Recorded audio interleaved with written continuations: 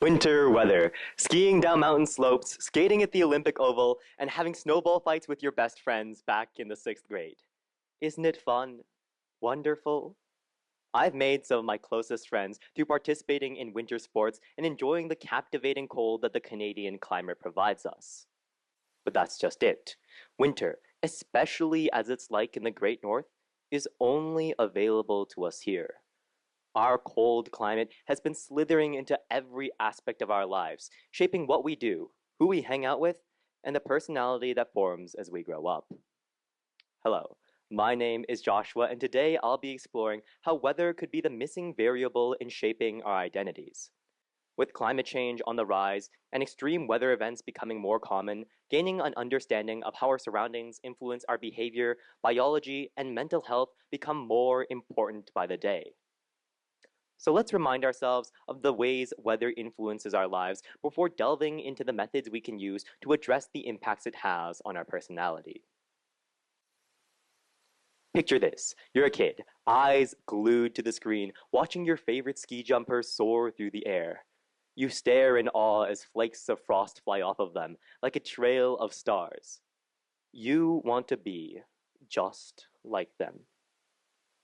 But that's impossible. Your small neighborhood has never had a single snowflake fall in its fields. And so you give up on your dreams, your ambitions, and decide to pick up another sport instead. It's tragic, but sometimes the simple reality of the climate we're born into can drastically shift our future aspirations. A study by the Journal of Agricultural Economics found that droughts, caused by hot weather, reduced the ambitiousness of people's goals and dreams. A farmer who, at the beginning of the year, had hoped to expand his fields by another 20 square miles, found himself scaling back and planning to shrink the size of his fertile lands. I'm sure we've all felt those moments of inspiration, but imagine how much harder it would be to act on those when your drive is constantly being pushed down, when every action is met with some external force that's out of your control. Motivating yourself to keep going gets nearly impossible. So much so that the individuals most severely impacted by those droughts were far more likely to be plagued by anxiety and depression.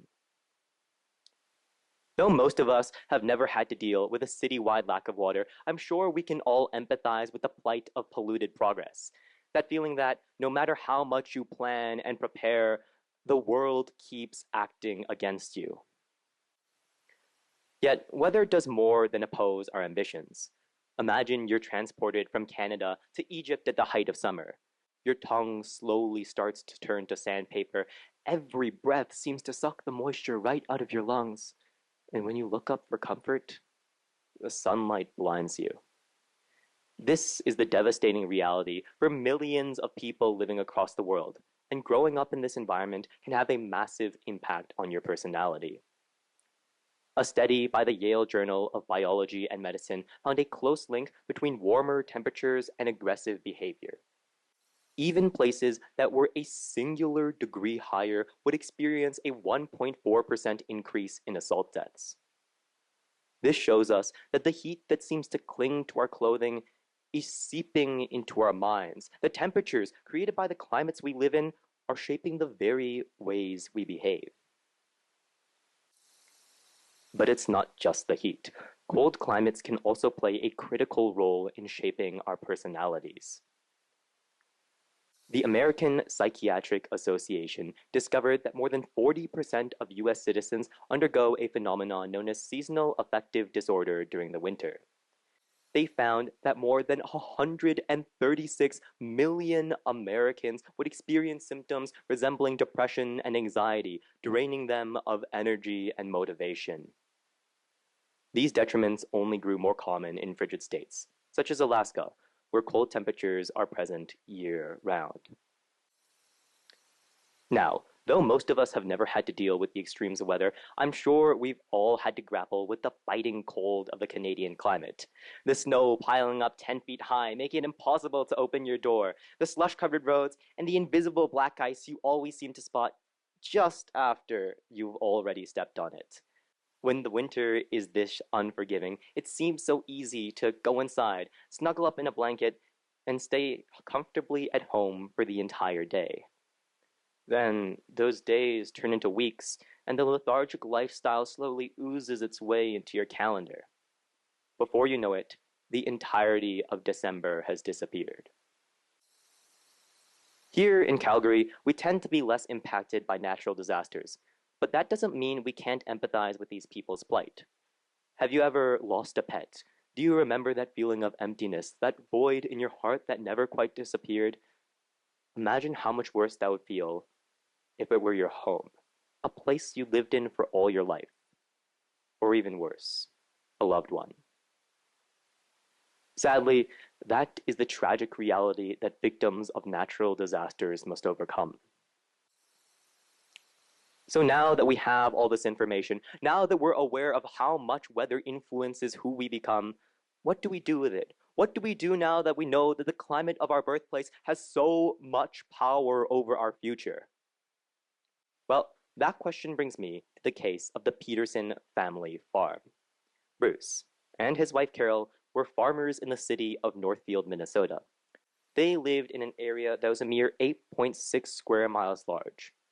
But though it was unlikely, a tornado found its way to their homes and destroyed every silo, barn, and tractor that lay on their lands. But this didn't stop the Petersons. In the face of devastation and loss, having seen a farm that had lasted 3 generations blown to the wind, the Petersons persevered. They, along with their children, built a new farm, even better than the one that had come before it.